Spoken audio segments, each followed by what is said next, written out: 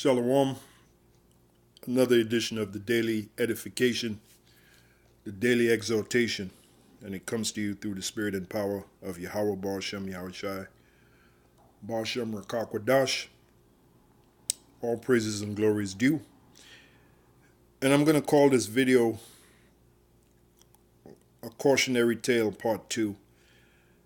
I think I can squeeze one more video out of this individual that you see sitting between myself and Elder Apostle Ramlab, which once went by the name Abashamayala. I think that's how he said, and also known as Element on that was his YouTube name. I think I could squeeze one more video of edification, and I'm going to leave it alone because, the point has been made. Pretty much he was set up as an example to you younger brothers, really how not to be in the faith. And I'm going to give you another example. The last video I talked about, he didn't know how to slow his pace down in the truth. He was trying to be involved in everything. Things that he really had no business being involved in. That was one of the factors. I mean, there were many factors that we saw, which led to him being spiritually, ousted from the truth. But another factor that I forgot to mention, which is why I'm doing this part 2, is when he came in, he wanted to make himself equal with Elder Apostle Tahar. This is one of the reasons why this is the Passover, still from one of the Passovers we had.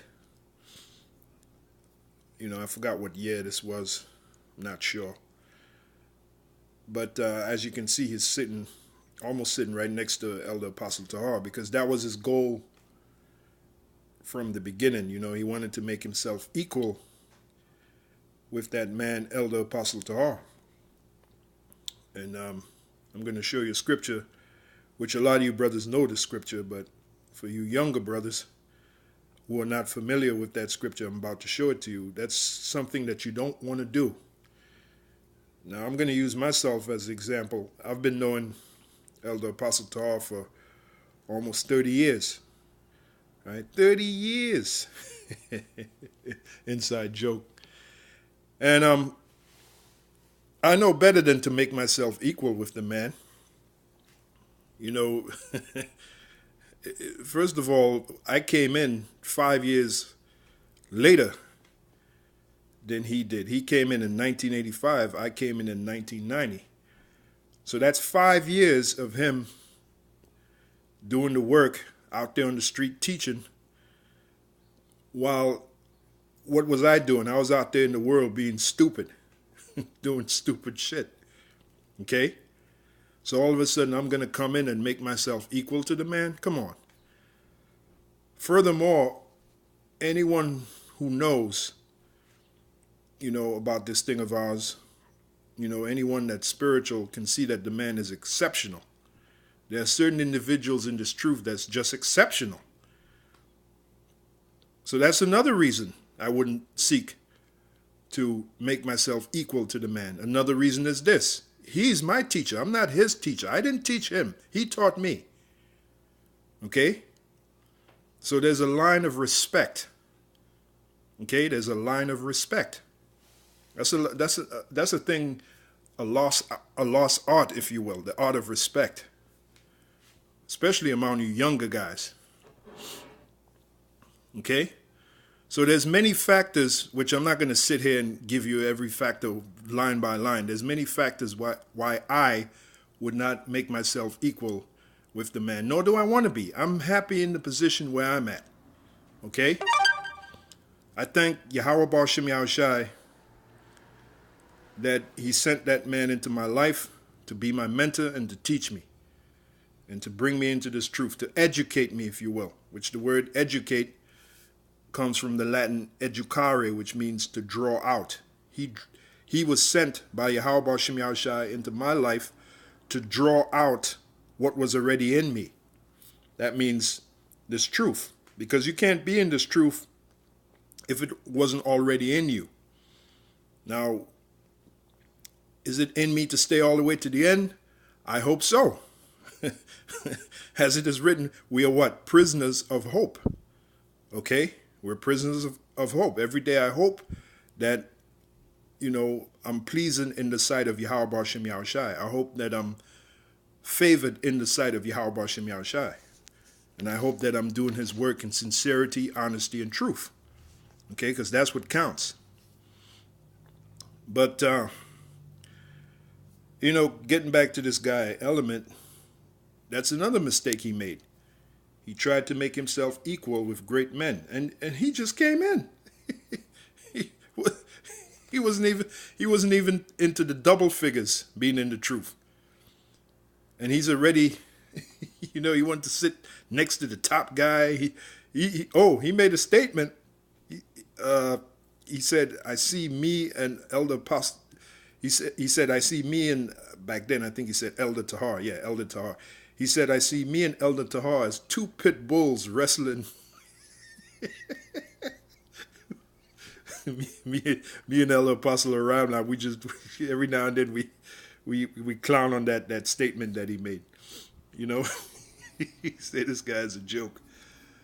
But that's something you don't want to do. All jokes aside, brothers, you younger brothers, that's something you don't want to do. You don't want to make yourself equal. Well, let's let the scripture do the talking. Ecclesiasticus, the 32nd chapter, let's start at the 7th verse. It says, Speak, young man, if there be need of thee, and yet scarcely when thou art twice asked. Yeah, because a young man, he don't know too much. He might, if a young man comes into this truth, and I've seen examples of this, they got the young man coming into the truth. He barely been in the truth, 5 years maybe? But he speaks as if he's been in it 30 years or 40 years. You're just a parrot, man. You're just mimicking and regurgitating really what you've heard. You haven't really experienced it yet. There's a big difference between speaking and experiencing, okay? And it was Elder Apostle Ramlab who brought out the definition of the word experience, which means tried out. Okay? So experience is king in this thing of ours, man. I mean, you can sound like you've been in the truth. You only been in the truth 5 years, but you can sound like you've been in it 30 years. But guess what? You ain't got the experience. And when the time comes for you to prove that you ain't got the experience, it'll do just that. It'll show you, look, you ain't got the experience that you thought you had. Okay? I've spoke about the levels of intelligence in this truth. The first one is the monkey. The second one is the parrot. The monkey and the parrot, they just imitate what they see and hear. A monkey imitates what it sees. A parrot imitates what it hears. But then you got owls and dragons in this thing. Okay, that's a whole nother level. Okay, and it takes years to get to that level. A lot of experience, man. So anyway, getting back to the scripture, speak, young man, if there be need of thee, and yet scarcely when thou art twice asked. Let thy speech be short, comprehending much in a few words. Which that is truly the art of great speaking. When you're able to say as little as possible, but the understanding is profound. A good example is Elder Yaikwab. I remember Elder Yaikwab, he wouldn't say too much. He was up there in age. He came in the truth when he was 16 years old. Now, by the time I met him, he was in his early 80s. So can you imagine what he had saw? And I always gave him, great respect because of that. I acknowledged that. I said, man, can you imagine he came in the truth? He always told the story, how an angel came to him. He was 16 years old in Belle Glades, Florida. He said it seemed like time stopped while the angel was talking with him. He said he didn't realize that the guy was an angel till years later. Okay, years later he realized that was no ordinary man that came to him and told him about being an Israelite, told him he was an Israelite. Okay, so that, like I said, there's a thing called respect. A lot of guys don't have it, man. The word respect, when you look it up, it means to look back. Re means back. Spec means to look. You got to look back at what someone's been through, what they've gone through, what they've experienced. Thereby, you give them their respect. It's the same thing for Elder Apostle Tahar. I know he's exceptional. I've seen the power of Yahweh Bashim Yahushai work with him firsthand in many occasions. And I've also seen him demonstrate being in situations where a lesser guy would lose it, and he kept his cool. He kept his cool, man. And I admire that, man. Even to this very day, every now and then when I'm by myself, I sit and I think about it, and I start shaking my head like that. I wonder if I'd be able to keep my composure like he did, Oh, yeah. He's an exceptional man. There's no doubt about it. So for me to think I'm going to be equal to that man, I'd be fucking retarded, okay? But like I said, I'm happy to be where I'm at, okay? Barakatah Yahweh Bashim Yahushai, he saw fit to even have mercy on me and give me this truth, give me this understanding. Anyway, getting back to the scripture, Ecclesiasticus 32:8, let thy speech be short, comprehending much in few words. Be as one that knoweth and yet holdeth his tongue, especially when you're in the company of great men.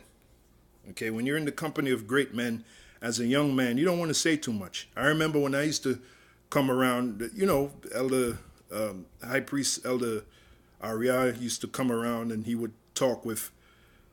At that time, he had the title High Priest, Tahar. At that time, he had that title, and they would talk. I would be around. I wouldn't say nothing. I wouldn't say shit. Okay? I was the young man. What the hell am I going to say? Like they really want to listen to me. Come on, man. You younger guys, you got to know when to shut the fuck up. There's time when you can talk, and there's time when you got to be quiet.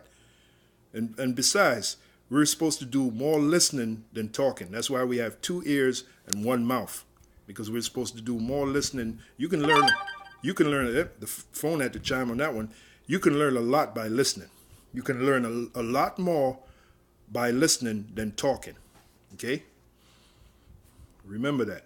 Anyway, here's the next verse. If thou be among great men, make not thyself equal with them. And when ancient men are in the place, use not many words. So there it is. That was this guy's problem. Okay, this guy's sitting right there. He made a beeline. First, he used me and Elder Apostle Ramlab, and we could see it. We were laughing at it. He used to call us. But then after he got close to Elder Apostle Tahar, after he had his direct number, and they were chatting back and forth, he forgot about us. He wasn't calling us anymore. He wasn't calling me. He wasn't calling Elder Apostle Ramlab. And we saw it a mile away. We saw you coming a mile away, Joker. Inside joke. We saw it, man. We just laughed it off. But look at him now. Grumpy knuckles. He's all bogged out. But anyway, that's pretty much it, brothers. Like I said, I'm done with this subject. It's another, part 2, another cautionary tale. What's the moral of the lesson? In summary, make not yourself equal with great men. Make not yourself equal with great men. All right, so with that, it's on to the next one. Hopefully you brothers were edified.